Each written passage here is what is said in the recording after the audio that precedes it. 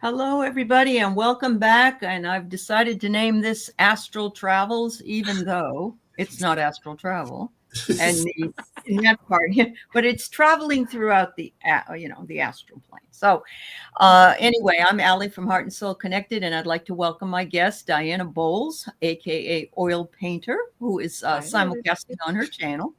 And then we have Paul, aka White Dragon, the commander of a fabulous ship in the sky.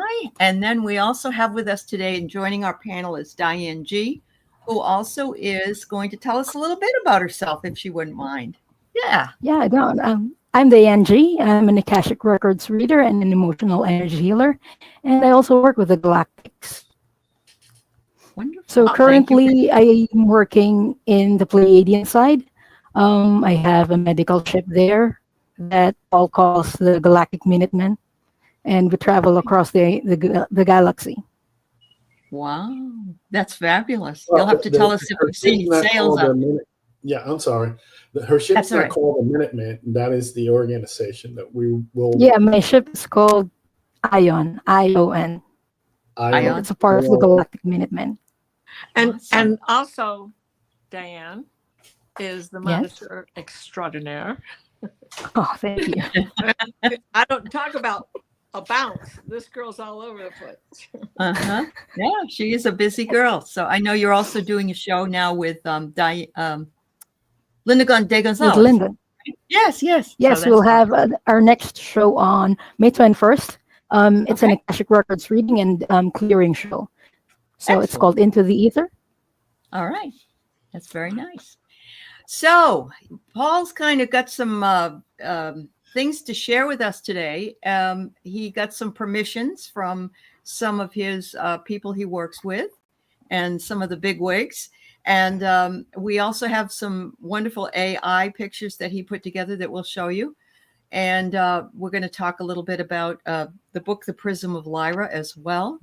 And Paul only asks that you don't ask any questions in the initial part of this because he's got some very strict guidelines that he has to go through. And so we're going to leave it up to him to let us know when we can take your questions. But I do want to say hello to everybody that's here. Welcome. I'm not going to list you off by name at this point, and you know I love you, and I always do that. But I'm feeling as though we need to get to this because there's a lot that we're going to process today. So thank you so very much. So let's just get the Lyran records open, and let me go ahead and do that real quick. Okay.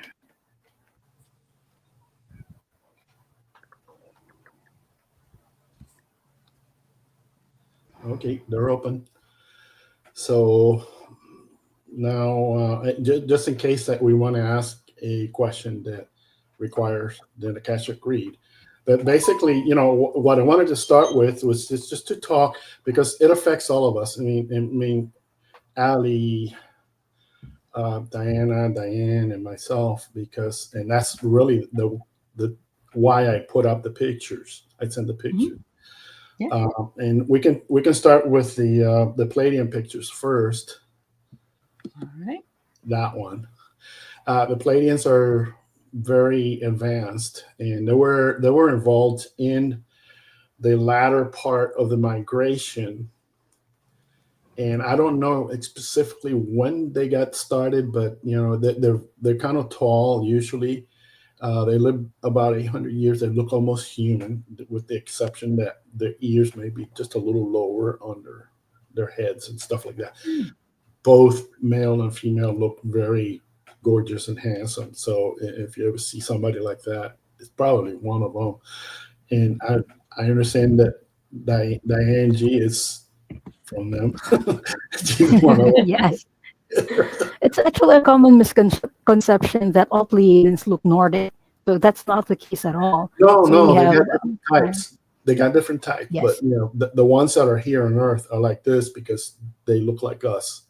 And they're easily, they integrate easily into the populations. So then the other one I wanted to talk to was put up as the cat lady. Okay. Let me find her. She. she's one of the beings that showed up as one of my guides recently. And I started to talk to her about it, and she said, I said, okay, who are you? And I got, her name was Lyra, Lee-Ra, and she is some kind of princess from the planet of the cat people. Oh, which wow. I think it was where the whole trouble started, but I'm not sure. I mean, we need to ask that question. So, anyways, there's some people that who came from that. I mean, most of them are gone, but not all of them. And and she has a special office in my command ship that I made for her, and she's advising me on the war that's happening right now with the Draconian Empire. So she's a very important lady. She also, I also asked her if I could tell them something that's kind of special. I didn't expect it, and I'm just going to say that, and she agreed to this, and she said that not all her people were destroyed. Some of them got away, and they're in hiding. So she didn't want to go beyond that, and that's fine. I don't want to,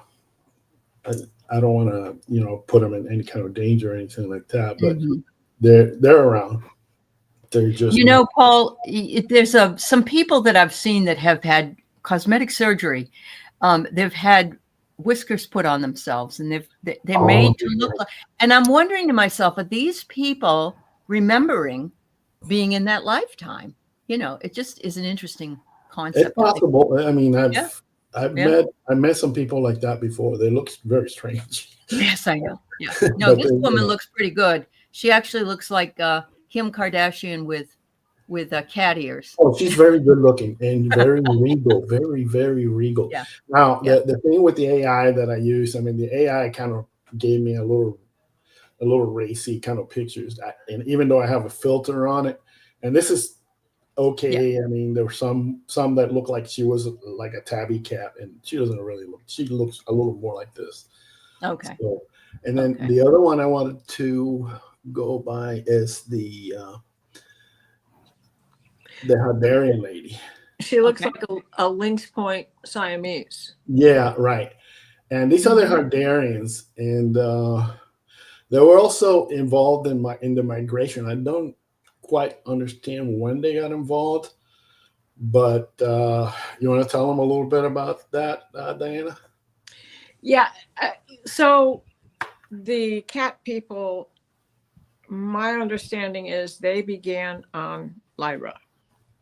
Now, when we talk about Lyra, we have to realize that this is our concept of God.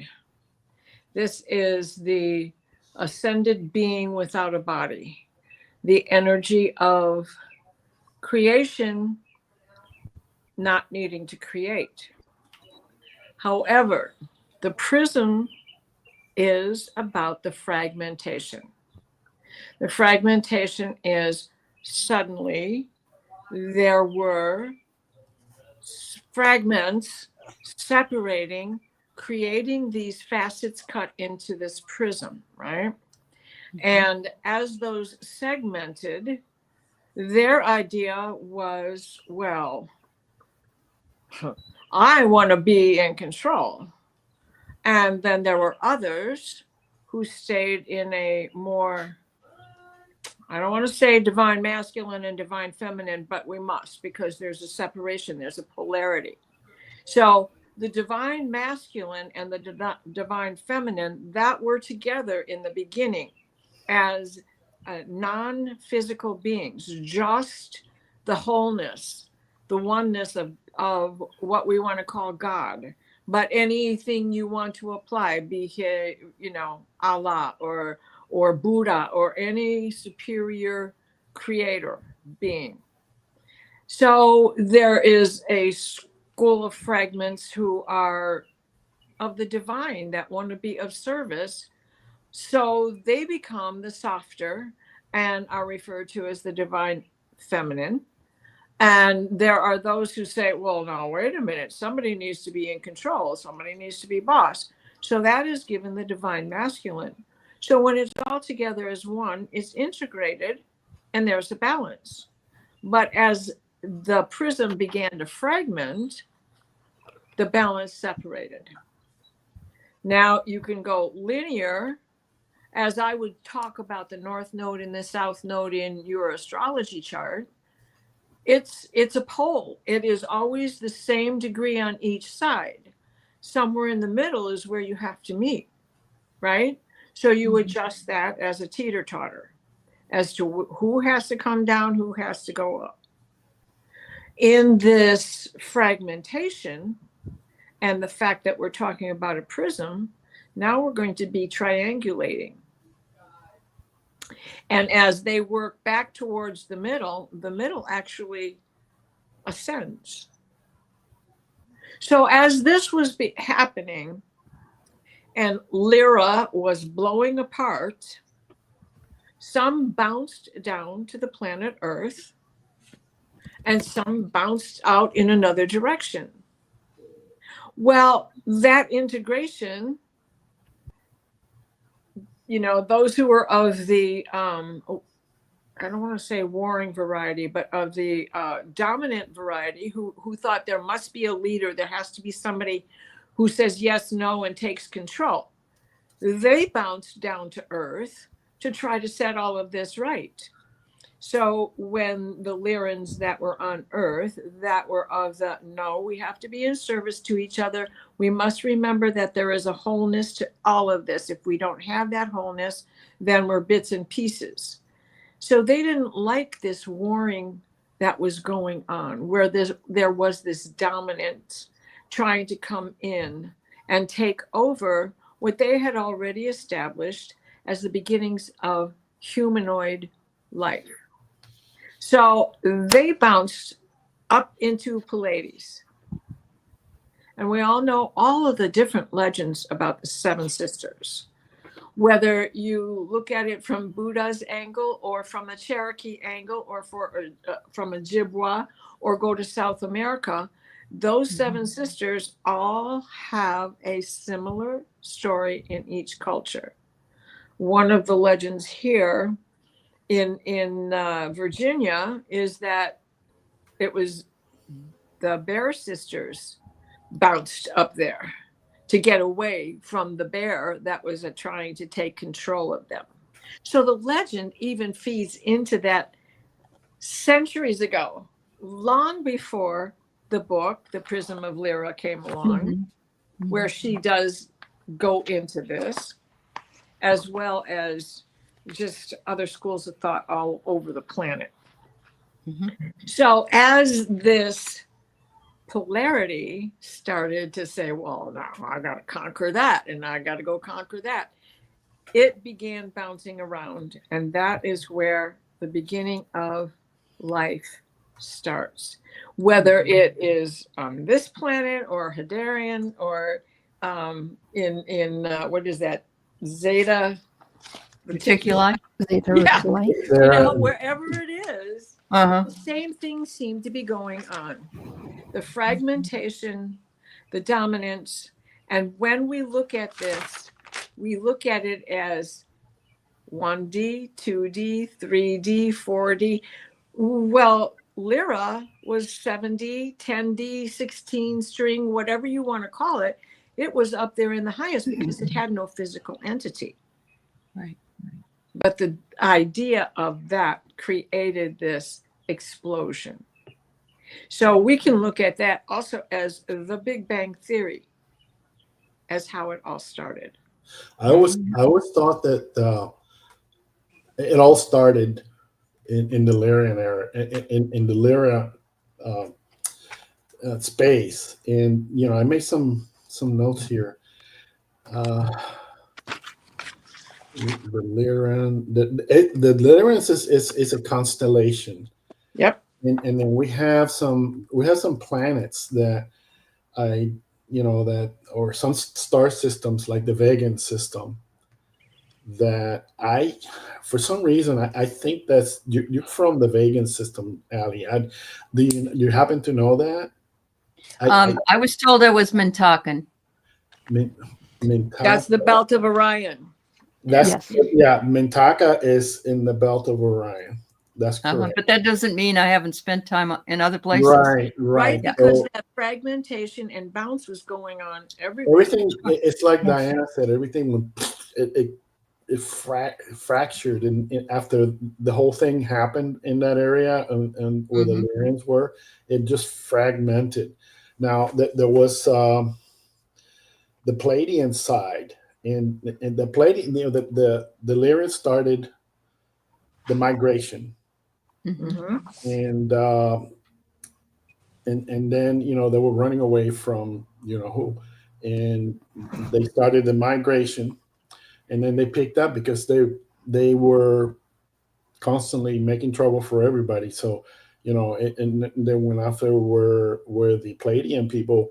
Well, they weren't Palladian then. They probably were in some other space, and then they wound up in the Pleiades, and then somewhere along the line, they met up with the Arcturians, and the Arcturians, they said, they got together and they said, let's help these people out, and they helped them. They helped their planet ascend to the level where the bad guys couldn't reach them, and that's where they're at. And then they came over here to the Earth, and they're helping us. That's why there's so many Pleiadians here. You just don't hear about it. You hear more about the gray people, the gray little guys with big heads. I call them big head midgets, but I don't think they're that This important. guy? That is a Turian. Okay, that's Nocturian. That's Arcturian. But there's like 4 different types of Arcturians that me and Dr. Gale have identified. These are the highest level ones. There's the taller ones. There's the smaller ones. There's some that are even greenish color, and there's another one that looks kind of like crabby creatures. But I don't know. Wow. That's 4 different ones. So the Arcturus is a constellation of Bootes, Bootes, and that's like 37 light years away. And also the Palladian, it's a constellation that's like 400, and the sisters, that's like 440 light years away. And Lyra was about 25 light years away. So if you consider also that Orion's belt is where we have the belt is 3 stars. They're called Alnitak, Alnilam, and Mintaka. This is where I think Aley said this. Somebody told her she's from. Yeah. Mintaka, I think it's key here. And every time when I heard that name, something just popped out with Mintaka.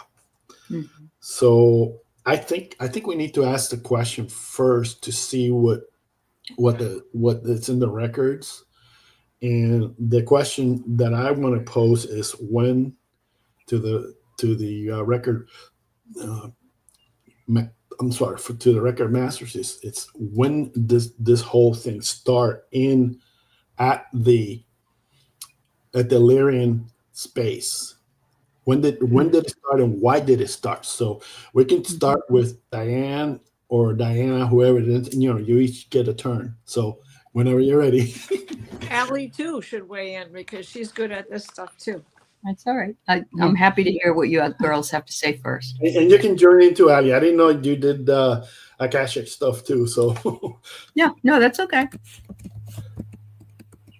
Whenever you're ready, who wants to go?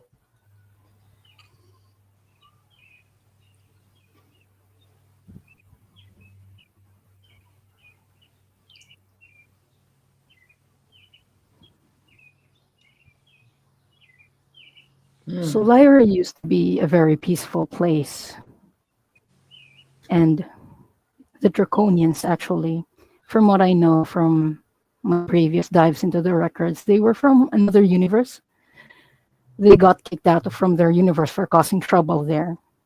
And then they came to our universe. They went to Draco. And they were kicked out to Draco. And since the Draco and Lyra were close to each other, it's one of the places that they attacked first. But they didn't attack immediately. They kind of tried to get trust first. There was a lot of deceit. And they were after the resources because Draconian planets didn't have that much resources compared to Lyra. So that was what they were after.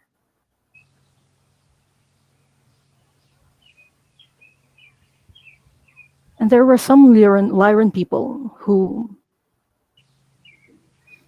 they didn't know that they were being deceived, that the Draconians wanted their resources because it was a young constellation.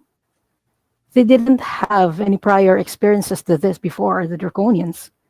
And so I can call them a little bit naive. They weren't stupid, just a bit naive. Yeah. So Draco is that negative charge we were talking about, and Lyra is not. And this is where the conflict began. And it's like the explosion is like, the story of Star Wars. It is Alderaan, where Princess Leia is from, and that explosion is everything goes, and those who were not on the planet at the time, and those who were able to make an escape at the time, the fragments wherever they ended up is how they had to begin a life somewhere into some way, taking on an entity as they are floating through space and falling together in certain pockets. And then, oh my gosh, even the thought is empire. The so many books. The Foundation trilogy by Isaac Asimov. Empire. He's one. It is a one. That is Lyra. It is a one. But what does it do? It fragments and becomes a many, and in that deception aligns with Draco. Now, the next question I want to pose, if you have one, Aley, you can just go ahead, or if you want to. No, I was just getting the feeling that it was the Draconians' impetus to steal as many planets as they could. I don't know. Yeah. Wow, that's really interesting. Yeah. The question that I really want to ask now is, what happened to the Lyran planet where the cat people were? Was it actually exploded, or was it taken over, or anything like that? It shattered. It shattered. It wasn't. It ended. Diane? The planet itself shattered, but the cat people, they went to Cassiopeia. That sounds right. Yeah. Yeah. Mm-hmm. That goes along with what Lyra told me, that not all her people perished. Right. I mean, I'm sure she perished because she wouldn't be where she is right now. But it's very interesting that, and I'm so happy that some of her people got away. The whole Lyran migration situation is so painful for me to even know what happened to them because of what the other guys did. So it's really crazy. It really is crazy. And then it started. I don't believe that they stopped there. They kept going all over the place because they're conquering kind of mentality for that whole empire. And by the way, what you see in Star Wars, it's a true story. It's this story. This is Aldebaran. Empire and the Emperor in Star Wars really is the Draconian Empire. Mhm. And you can also, Paul, align that with Dune, because it's also time hopping. It is not a linear thing. It is an experience. It is a progression, right, Aley? It is Yeah. it is a Diane, weigh in also. It is like okay, we experience it from this angle, with this mentality, with this knowledge, with this wisdom. Wisdom is awareness. And in order to be aware, how do we appear? We appear as insectoids first, to those earthlings who are maybe of the fourth dimension now, Mhm. fifth dimension. Mhm. But somebody who is trapped in the 3D, or an infant in 1D, or a toddler in 2D or 3D, where you start to become aware of the I factor. But if you're in 5D, you're aware that I is a part of the whole. There is no I in team. And you are certainly aware of that in fifth density. Right. And so you're working for the consciousness of all, the whole. And so in that fragmentation, they're just bouncing in different time zones. It's got nothing to do, it's just the wisdom that they take. You think about how Dune had been created and written. These wonderful authors that wrote all this material had this knowledge because they've been there, not because they themselves read a book, but as they were in their fourth dimension as teenagers, they were experiencing it. And they liked it better than that 3D world that people were trying to trap them into. We get trapped in that 3D world when we become wounded as children. Yeah. Wow. Now, one of the things that just came to mind is, Dr. Gale told us one time that there's a lot of these draconian type creatures trapped in the lower parts of the 4D. Oh yeah.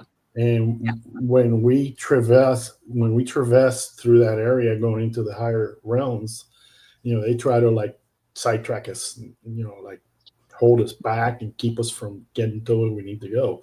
So, they're not all in the 3D. Some of them are, some of them not, but they can't, there's a certain level that they cannot reach because of their nature. So it's, this is what I understand. Anyways, you have any comments on that, Aley? I have really felt that way because you will also see some of these reptilians who could be the draconians in some sense, and they shapeshift.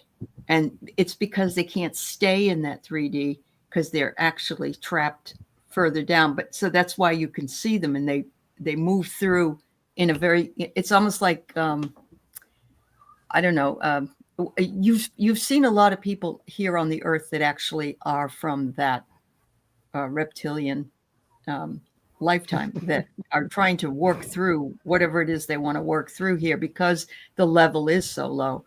But I also want to say that the Prism of Lyra, it was created by the collective consciousness of humanoids for a specific purpose.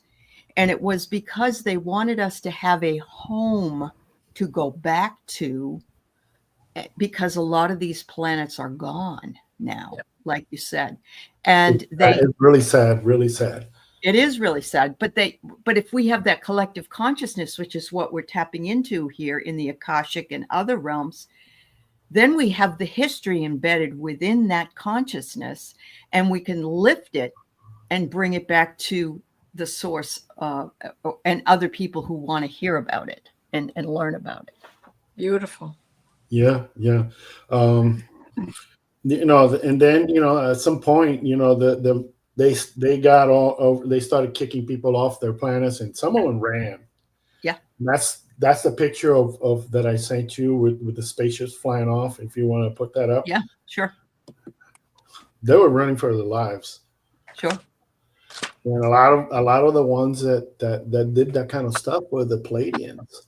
Mhm. So the next question I want to ask the Akashic masters are, okay, so before these people that were running away wound up in the Pleiades system, uh, what was their actual situation, and what were they actually running away from when they did this? Mm. Conquer. Yeah. Being conquered by others, not allowing to be being forced into slavery, not service. Because one thing that they maintained in the shattering and moving and becoming humanoid is free will. Right. Some of the basic laws that we have for humankind to begin with. Mhm. We say that again. We break into this earth, whether you follow religion or not. There is an innate understanding of free will, freedom of choice, whether it is the rules set by your government or the faith that you follow, or just your innate sense of ability. You know your powers, Mhm. but you know that your powers can be very hurtful. And then the thought of karma comes in, and wisdom erases bad karma.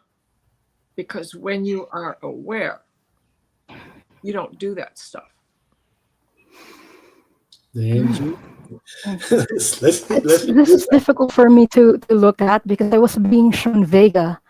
I was seeing like avatar looking things, like the movie whatever Avatar. they I think show it's you, based go on ahead. Vega. Whatever they show you, go ahead Yeah. and talk. This is what you put out. Yeah, I saw women and children being forced into slavery. And it's a very disturbing vision that I saw. If they didn't obey, they would be killed basically, or they would be tortured. And I saw that the migration started in Vega because Vega had the technology. They were the first ones that went out of Lyra, I think. Okay. That's exactly what she says in the book about Vega. It is the first place. I made some quick notes on that. Star within Lyra. Lyra descendants were being birthed. That's where the first birthing occurred, and where the opposite polarity of Lyra began. So Lyra was the wholeness. The opposition is the fragmentation. The wholeness of service, opposite the wholeness, the lack of wholeness in slavery. I own you. This is awesome information. I mean, If you think about it, we all on this planet right now are living a microcosm of that macrocosm, because what's within is also without, and we're going to harken back to that again because we never learn. And I believe that the galactic beings know we never learn, and they're here to help us because we're not listening. Right. And they still cannot interfere because of that Right. magic phrase, free will. Right.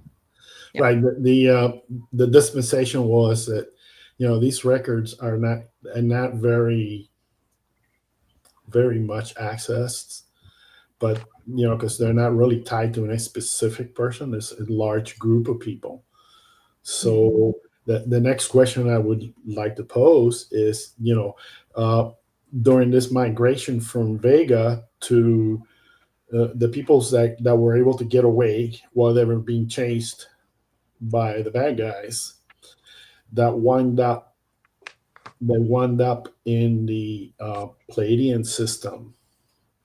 How did that get started, and where did most of the Pleiadians? What was the beginnings of that? Oops. Sorry.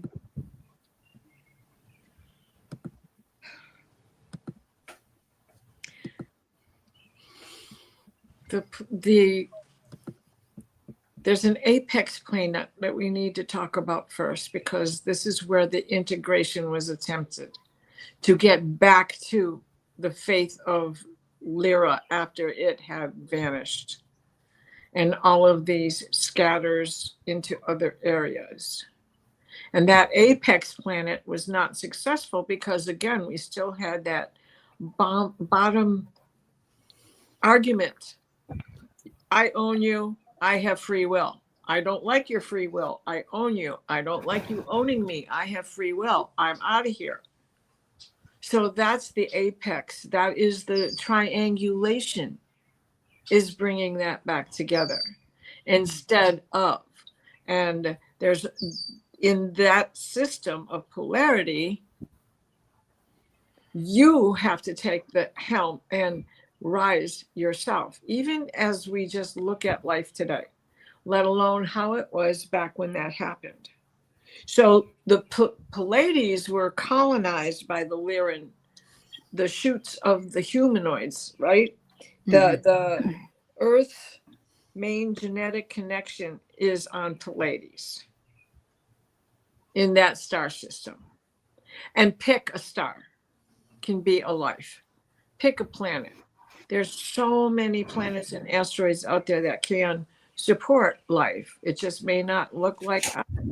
We may look more like our predecessors, our cat people, our insectoids, because we're maybe in 16th density, in the 16th string theory, where we've become light. Wow. Diane?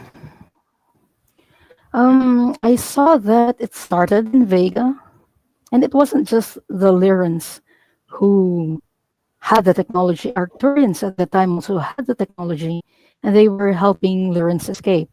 So the first waves of the migration went to Pleiades. But there were other star systems where Lyrans went into. And Jazz is asking me, ask about the Syrian star system. It's one of the star systems where Lyrans went, but it was during the later parts of during the later waves. Pleiades is just one of the first star systems or star clusters where they went. And in the Pleiades, they had two star systems where they went initially. First is Alcyon, that's where I went. The second one is Taygeta. And these two are now very technologically developed star systems. So yeah, that's how I'm seeing that in the records. That's awesome. And then you have and then at that point in time, the Arcturians got involved because they met some of these refugees that really were refugees in ships, generational ships, humongous things full of people running for their dear life. Because if they were caught by the Draconians, they were basically enslaved or killed. Sure. We can't forget about Sirius either, because that's where the template was designed, where the template for the triangle, right, of the positive, negative, and the apex planet. So that is where the whole basis of that thought process came up while that was being colonized.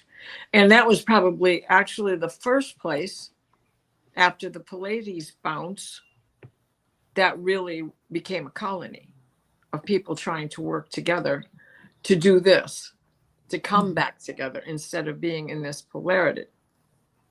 So the next piece of this puzzle, it's the Orion constellation, and specifically the Orion's belt, because I know that they went through there. A lot of these people went through that area, and they didn't stop there because they actually were found out that they were there, and then the trouble started in that part of the area. So I think most of the gray the grays came from that area, the Orion belt area. So I guess the next question I would have is, what happened to the ones in the Orion area? What happened to the people that were actually taken over that didn't get away? What happened to them? Aley, how about you? What do you remember from Orion? Anything? From I the don't time? have. Yeah, I'm in Talking Lifetime. I'm just getting the general. I keep being shown Egypt. I just keep being shown Egypt, and I keep seeing the pyramids. And I'm feeling that what you were talking about with that. Yeah, and that these are just everywhere. These are power symbols, but the collective consciousness of all these systems is carried within the DNA of many people that are here in our world today. I'm trying to discern how far back this all happened. Any ideas, ladies? How far back this was? I mean, is it like trillions of years, or Yeah, Possibly. yeah? it's hard to put a time on it because time is not linear. And No, so I know. what do we say? Right? How do we sum this up? It ever was and ever will be. That, if God wants you to know the answer, he'll tell you when you die. That's what the notes would say. Oh, that's and what kind of proud happened to of the that. people that actually did not make it out? That's the question I want to know. Well, some of them died. Yeah. Some of them died, and the others, I think the connection between those people and Orion, because some that did not die, they were taken to Orion. So and it kind of started this whole Orion war. Orion's this really huge constellation, and it was in a long period of civil war. So the three belt stars, they were the divine feminine aspect of the constellation, and it's where a lot of Lyrans actually escaped to, and other beings were also living there initially. Now the Draconians came in, they took some of the slaves, and they settled in the outside of the Orion's belt, in the other star systems. They're basically primarily in Rigel and Betelgeuse. Those two are the star systems where there were a lot of slave trades that were happening. Yeah. And the belt stars, they were the peaceful stars. So that's Alnilam, Alnitak, and Mintaka. So that's also where the Black League resistance started. And they were the ones who fought the Draconian Empire, who moved into the Orion constellation. You say that's where the Black League started, was in the Orion? In the belt stars. Okay. Yeah. That's a lot of stars. I mean, the Orion constellation is, some of those stars are from 1,200 to 2,000 light years away. That is really, really far off. Yeah, so the migration went away from where the Earth was at that time. So that's a good thing. That's a bad thing. Well, and Betelgeuse, is old enough to be losing his power. That's why we see him as red and blue, red and blue, red and blue, as a double star, triple star. And so, since that's the battleground and the first challenge to that integration, can you imagine if that was the first challenge and all of this other stuff was going on already, like a bounce to Pleiades and a bounce to Earth and a bounce around here and a bounce, and that's the first challenge. It had to have been all going on at once. Yeah. No matter what time frame you got to when you got there, right, Aley? Because it's an orb, not linear. But the other thing that's recent, they're finding more and more things on the Earth because of climate change and things. One of the things they recently have found is a brand new DNA that has nothing to do with us here. It's not human, and it's not surprising to those of us that know that. But it's like I'm thinking they brought some here. because this was an untamed area and they had to get it tamed. It had to take time. It had to be worked on. How many of us have negative blood? No, I have O positive. I So don't know.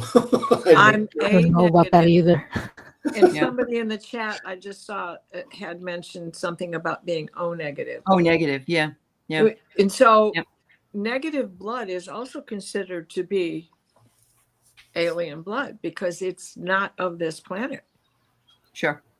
Yeah, and one other thing to consider is Betelgeuse is reported to maybe starting to go supernova. I Yes. don't know if it has, and Betelgeuse is about 500 years.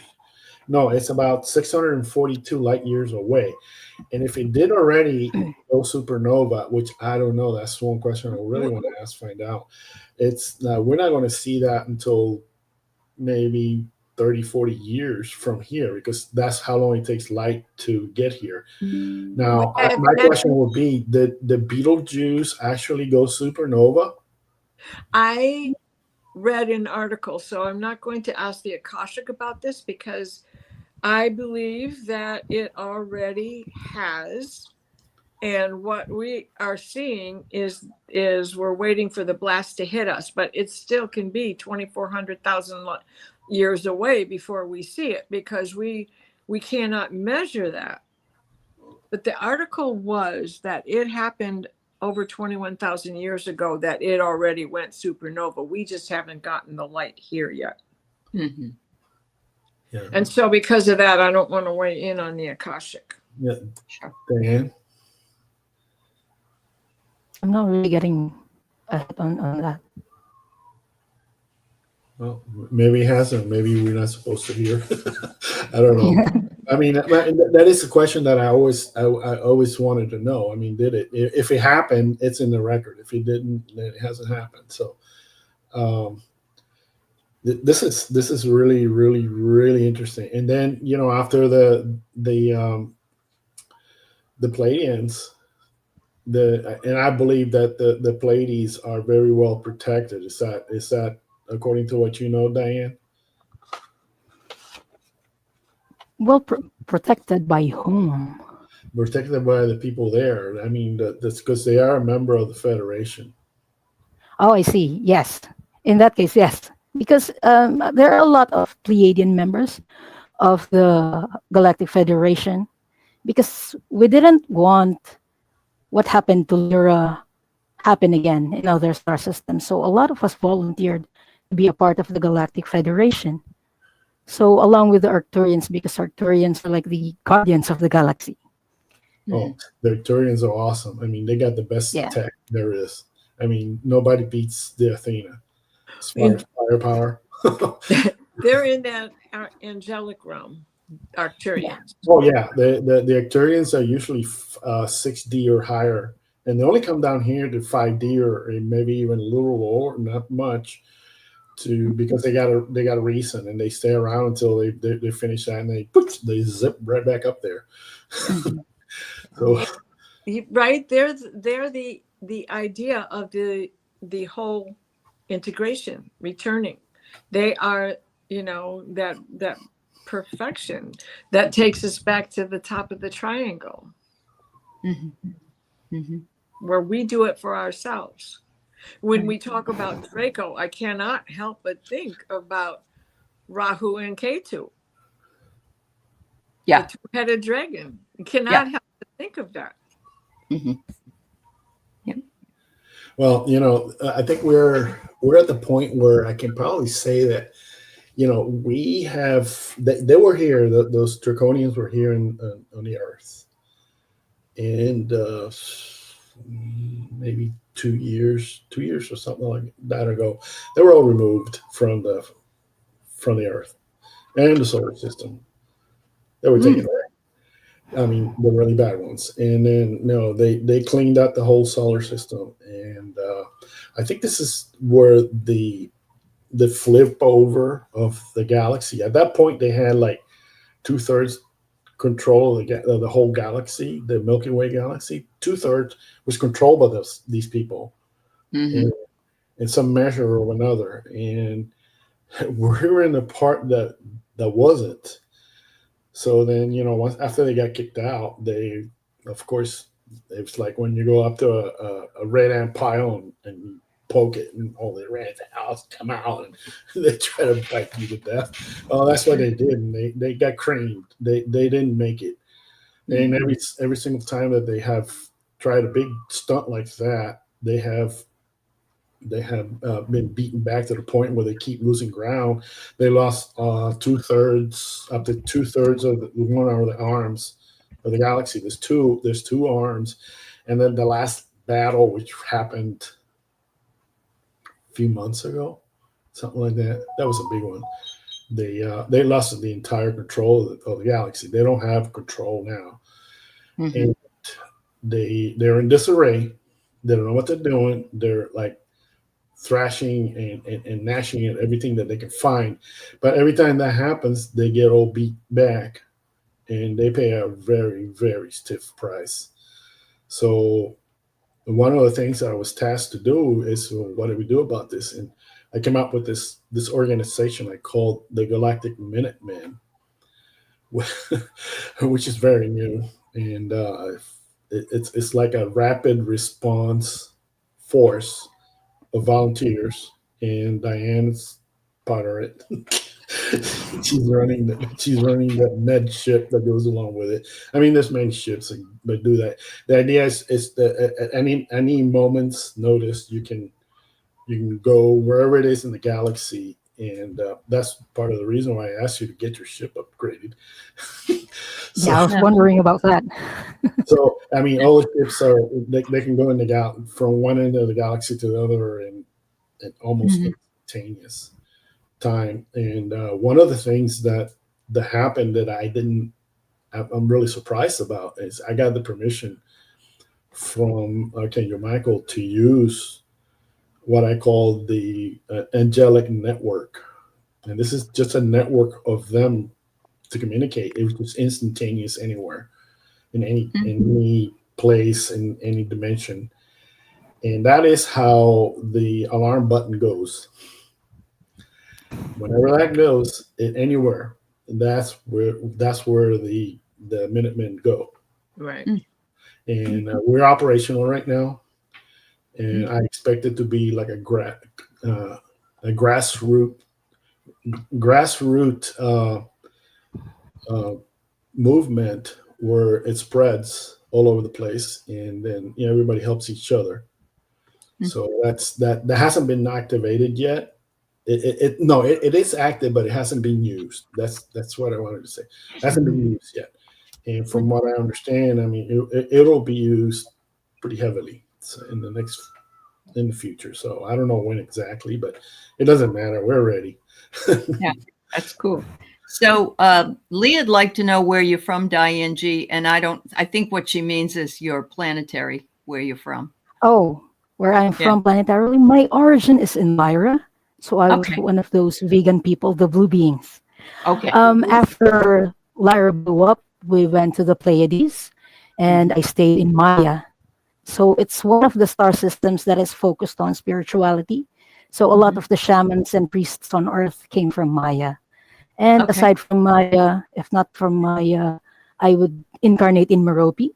So in the Pleiades, that is the star system that is focused on healing. So it's a star system that focuses on psycho-spiritual healing, emotional healing. And right now, that's what I'm doing. Yeah, you are. Absolutely. Her ship is one of those. I mean, usually the medical ships do not fight, but this one does. Yeah. And I insisted on that because when we go one place, we just don't want to risk anything. Yeah. And they can fight just as hard as the rest of them. Sure. So, but they're still medical. Yes. I understand. So I've got two comments here about the slavery issue, which is really fascinating to me as well, because of what we have had on this planet for eons. This is something that we've been dealing with for a long time. Mary wonders, where does this idea of it come from? Some humans still enslave people and slave people every day. Is this from ego because of illusion of power? And so maybe the question is, do other ETs, are they egotistical? Is that a problem in that? And that would be nice to know in the Akashic records.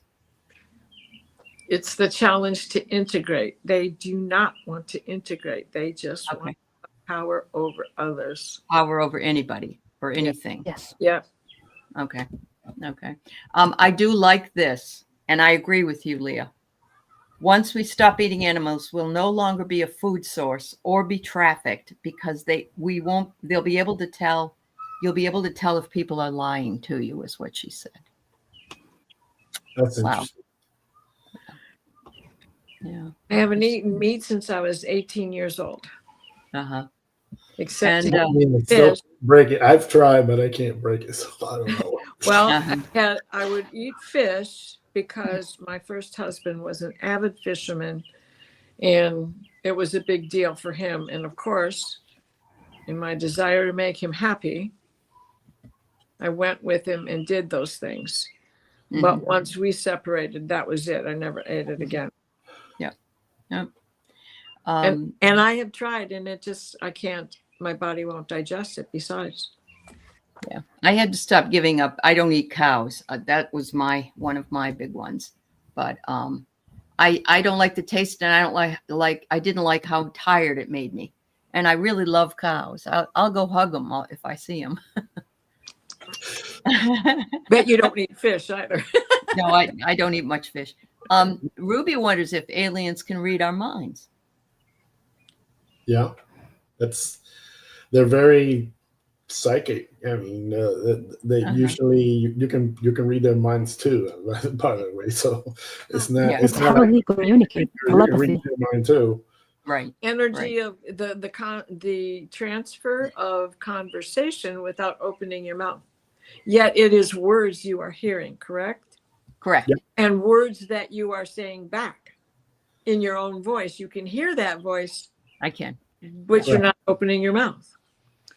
So It's always, the way I always hear it, it's in my own voice. Yes. With the exception of one time I was talking to Saint Germain, and he sounded different for some reason. He sounded like he had a thick accent, like from one of those European countries. Right. And I said, "Why do you do that? You don't have to." He goes, "Well, it's kind of fun."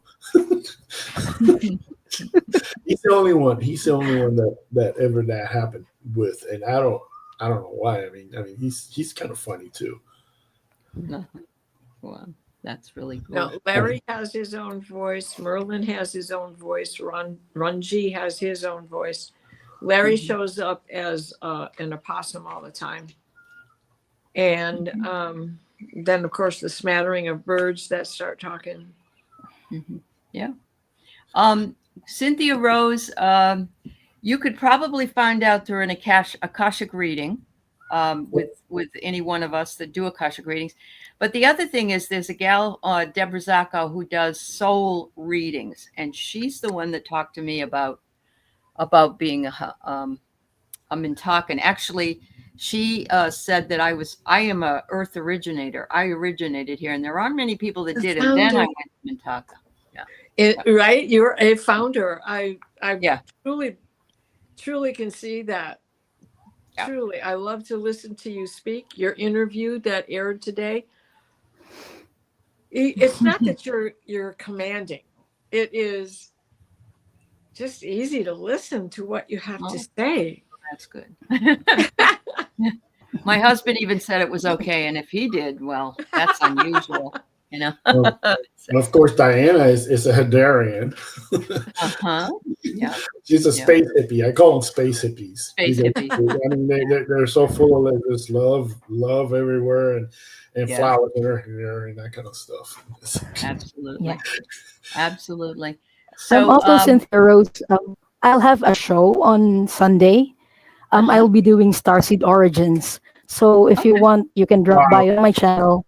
And I'll do readings on Starseed Origins on Sunday. There you go. That's so cool because that helps people find out where their origins are. Absolutely. I mean, this goes along with this whole theme, and it's I don't know. I mean, it's for some reason it had to happen, And then the special thing that we got two, not one Akashic record master, two of them, because this is really stuff that massages your noodles when you go back this deep in the record. And, Yeah. I mean, Yeah, definitely. I don't, like I said, I don't want to do that myself for like security reasons, but I mean, I could probably do that, but not that I really want to. I don't have any interest in it. I'll let Well, the experts like Diana and Aley do it. I mean, there's Yeah. plenty of people who do that on the internet now, which is wonderful because that's something that's that's really true. We have a lot of people out there, and we can't speak enough about actually the woman who really brought this into the forefront in many ways was Dolores Cannon back in the 1990s. wow. I mean, And she was she's the a super- godmother of all of this. She's a really. superstar. I mean, I do believe that she actually contacted Nostradamus Yeah. in real time. Uh-huh. Well, not in real time because time dilation is different from his time to her time.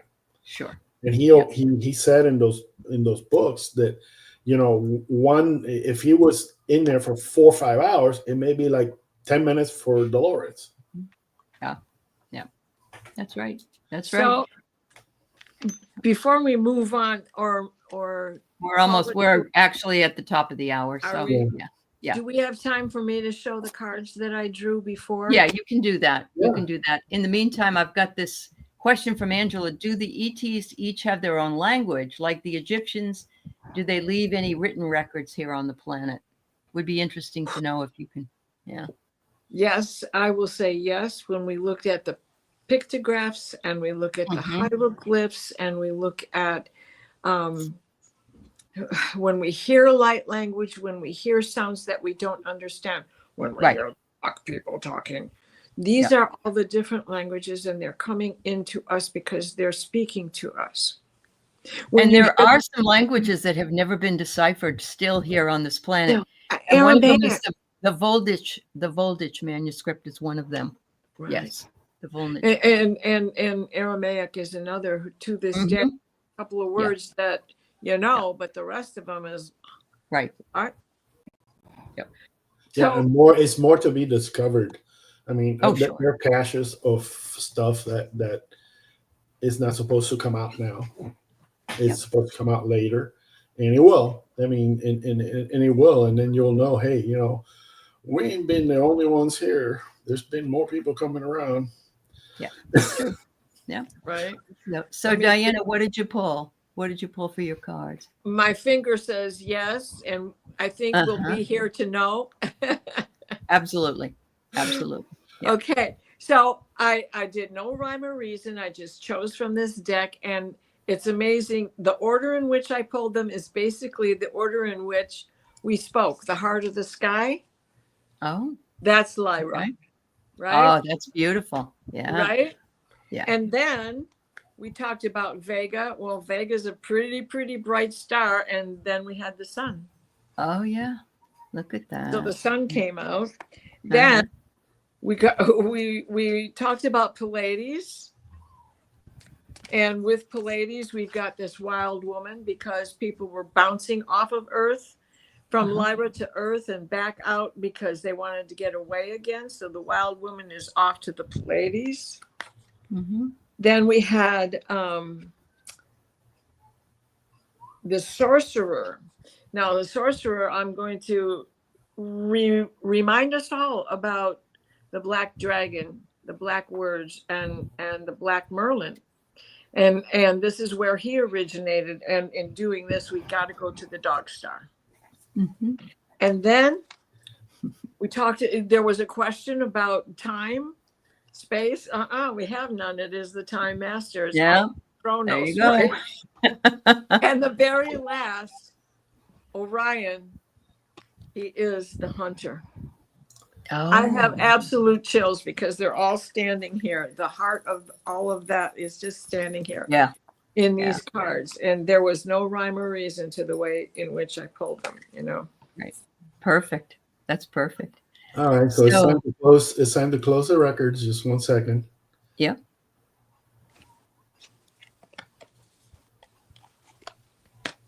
They're done.